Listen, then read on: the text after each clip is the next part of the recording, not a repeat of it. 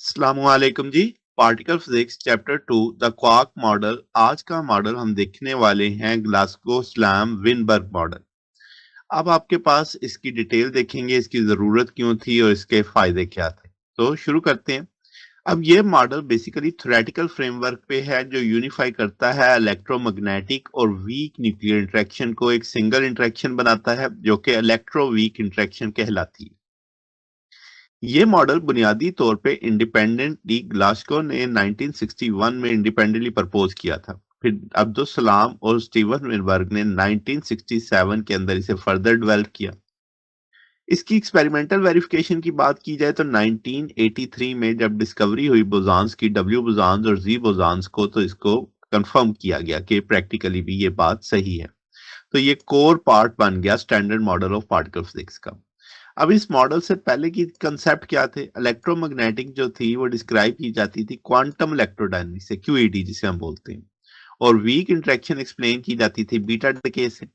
मगर उसके लिए कोई थ्योरी नहीं थी हमारे पास। और वीक फोर्स एक्ट करती थी सिर्फ लेफ्ट हैंडेड पार्टिकल्स पे, यानी जिनकी स्पिन और एंगुलर मोमेंटम एक दूसरे के एंटी पैरेलल होते हैं, उनको हम लेफ्ट हैंडेड पार्टिकल बोल देते हैं। ये फोर्स शॉर्ट रेंज थी, यानी जो आपकी वीक इंटरेक्शन वाली थी, और पैरिटी और चार्ज कंजक्शन को वायलेट करती थी। यानी ये दोनों चीजें, पैरिटी और चार्ज कंजक्शन, जो वीक इंटरेक्शन में वायलेट करते हैं। अब क्या हुआ, इस मॉडल में एक मकसद क्या था कि भाई जो वीक और इलेक्ट्रोमैग्नेटिक फोर्सेस है उनको इक्वल फुटिंग पे रखा जाए। वीक फोर्सेस मैसिव, जबकि फोटॉन मैसलेस होते हैं, यानी जो कैरियर होते हैं मेडिएटिव पार्टिकल्स। अब आपके पास एक रीनॉर्मलाइज गेज थ्योरी बनाई जाए। तो दो बुनियादी कंसेप्ट यूज किए गए क्वांटम केस के अंदर। पहले था गेज सिमेट्री। अब ये थ्योरी पॉस्टुलेट करती है कि जो local gauge symmetry under the group of SU2L, और L फॉर एंगुलर मोमेंटम है एंड U1 फॉर Y यहाँ पे आपके पास वीक हाइपर चार्ज है। तो ये फोर्सेस मीडिएट डिक्टेट करता है कि फोर्स मीडिएटर्स को। अब आपके पास SU2L वीक आइसोस्पिन को रिप्रेजेंट करता है। ये सिमेट्री एक्ट करती है स्पेसिफिकली लेफ्ट हैंडेड फर्मियान्स, यानी जो एक्सप्लेन करते हैं पैरिटी वायलेशन को। फिर ये रिक्वायर करता है मैसलेस गैज बोसॉन, जिसे हम W1 W2 W3 कहेंगे। फिर U1Y क्या होता है? Weak hyper charge. ये डिफरेंट काइंड का चार्ज है जो रिलेट करता है Q के साथ और वीक आइसोस्पिन I3 के साथ। इसका टूल देखें तो Q बराबर होता है I3 प्लस Y, वे टू Y यहाँ पे B प्लस ऐसा होता है, baryon number plus strange number. तो इसके अंदर एक मैसलेस बोसॉन रिक्वायर्ड होता है जो बी नॉट होता है। अब इसका मतलब हमारे पास चार तरह के बोसॉन्स हो गए, W1 W2 W3 और बी नॉट। तो ये सब के सब क्या है? मैसलेस हैं। मगर फिजिकली जो हम देखते हैं W plus W negative Z not होता है और गैमा, ये मिक्सचर होते हैं तीस के। अब ये चार इसमें कैसे बदलते हैं, ये अब हमारे पास अगली कंसेप्ट आता है हिग्स मैग्नेटिज्म।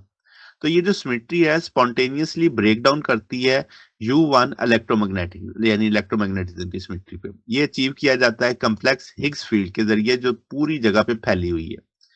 इस हाई एनर्जी में जो सिमेट्रिक स्टेट है, तमाम जो आल गेज बोसॉन थे वो मैसलेस थे। लो एनर्जी वैक्यूम में जो आपके पास हिग्स फील्ड है वो non zero vacuum expectation value रखती है। यानी क्या मतलब कि इंटरेक्शन जो होता है गैर बोसॉन का स्टिकी फील्ड के साथ, उनको क्या दे देता है? मैस दे देता है। यानी ये जो चारों हैं मैसलेस थे, जब ये हिग्स फील्ड के साथ इंटरेक्ट स्टिक करेंगे तो इनको क्या मिलेगा? मैस मिलेगा।